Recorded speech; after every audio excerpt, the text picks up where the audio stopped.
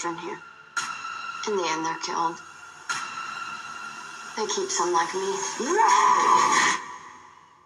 It sends Cyrus a message. Hello everybody, welcome back to Screenstars. I'm here today to bring you my review for the 2023 action thriller God is a Bullet. The film is co-written and directed by Nick Cassavetes, and it is based on quite a famous novel apparently by Boston Turan, who also co-writes the film. And the film stars Micah Monroe, Nikolai Coster-Waldau, Carl Glusman, January Jones, and Jamie Foxx. Now, the film states it's based on actual events, and as it's based on a fairly well-known novel, even though I haven't read the novel, I'll take that as gospel. And there is like a statement, I believe, I can't remember if it's at the beginning or right at the end, saying that obviously things have been changed for the sake of the film, all that kind of stuff, to keep people confidential. So obviously there are elements of this film that do tie into the actual events. And the film focuses on Nikolai Coster-Waldau's character Bob, who is a police officer. He is separated from his wife, and this one evening a cult essentially murders his ex-wife and kidnaps his daughter. He then is tortured for months as there are no clues to his daughter's whereabouts, and then out of nowhere, Micah Monroe's character, Headcase basically, who used to be a part of this cult, turns up and basically tells him that I know where your daughter is, I know who's taken your daughter, and the only way you're going to get her back is if you go and get it yourself. So essentially they team up, head off to track down this cult in order for him to get his daughter back. However, for that to be the case, to get his daughter back, he essentially has to go through hell. Right, what are my thoughts on God is a Bullet? I knew very little about this film, very, very little. I'd not even seen a trailer and anything, and I got the opportunity to watch this film. And while I think there are some pacing issues with this film, there's some narrative issues with this film, it's overly convoluted here and there, and it is way, way too long. In all that, there is a very, very effective and impactful and brutal film here. Let's talk about some of the issues first. Like I say, the film is just way, way too long. It's 2.5 hours long, just over, and it just doesn't need to be that long. It just doesn't. They could have easily cut out a good 40 minutes, if not more, of this film, to make it a bit more faster paced.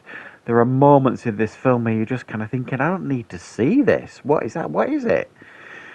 Because you've got this one storyline of him, Bob, and Headcase essentially going off to try and find his daughter, track down this cult, this brutal, hellish cult that just kidnaps children and then exploits them and kills them or uses them as sex slaves or whatever. I mean, they are a horrific bunch. And that is compelling enough for me. That was the bit of the film that I wanted to see. I wanted to, spend more time with Bob and Headcase on them tracking down this cult. That was interesting to me. The other stuff that the film focuses on, like the story back home about his ex-wife and his boss at the police station and some other bloke who I think is the father of his ex-wife, it was dull as dishwater, and it absolutely dragged the film down to a snail's pace when they were on screen. And even though there was some fairly, I don't know what you would describe it as, interesting things happened to them, you didn't care because it didn't feel in context with the rest of the film. It felt like another film, and this film I just think needed better editing. But when it does focus on, for me, the most interesting part of this film, and that is Bob's story and Headcase's story, going after this cult, it is pretty damn good. They've both got very, very interesting story arcs, I felt. You've got this Bob character who we're told at the beginning is, because he's desperate to track down his daughter, and he's essentially told by his boss that he's a desk jockey. He's not really a detective. He's not built, he's not made for it, sort of thing. And you see the lengths that this character will go to get his daughter back, and he goes to some pretty dark places in this film. And the film shows you these dark places pretty graphically at times. I mean, some of the kills in this film are pretty intense, very graphic, and it doesn't hold back. I mean, both the Bob character and Headcase character, they tap into their inner Rambo, shall we say. Headcase especially at times. I mean, she earns that name. And Micah Monroe, you may recognise her from It Follows. Very, very talented young actress who is at times unrecognisable in this film. There are a few actors in this film who are pretty unrecognisable, and you'll watch this film and you're kind of like, oh, I know that actor. Where have I seen them before? And you'll be checking them out on IMDb and like, oh yeah, I know you are.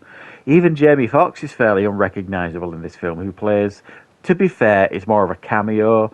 He's like this tattoo artist that ends up kind of helping both Bob and Headcase's characters, but he's not in it a great deal, probably 10, 15 minutes tops, and that's me being generous. It's not exactly what you'd describe as a pivotal part. And then you've got this cult, and again, I can't reiterate how brutal and uncompromising they are, especially this character Cyrus, the leader of this cult. I mean, they're all tattooed up to hell. I mean, that must have been a nightmare for the makeup artists, tattooing everybody up to hell, because they're just absolutely tattered up all over the place. They look, I mean, the sort of people that if you saw them, you'd cross the street, definitely, and their leader Cyrus. I mean, there's a handful of scenes in this film where you get to see just how evil and brutal and focused, I guess you could say, he is. And your jaws hitting the floor when you see some of the horrific things he does in the film. And so there are moments in this film where you're kind of like, wow, what am I watching here? And there's moments of this film where you're kind of like, oh, this is dragging. And I do think it's a shame, because I think more people should see this film. I just think it hasn't done itself any favours at times with the length of the film and the unnecessary convoluted plots in the film that the film I just didn't think needed. And like I say, I don't know much about the book. I don't know if it's one of those books that if you've read, you could say in the comment, is it one of those books that a lot of people said, that's unfilmable? You get a lot of books and people say, oh yeah, that'll never be a film, you can't do it. And maybe that's the reason it feels a little bit disjointed, because they've tried to tell or do justice to the book and it's just not transferred to the screen, some of it. I'm guessing that might be the case. I don't know for sure. But as a film, at times, it absolutely works. And it's like a slap in the face. And it's very impactful and at times hard to watch.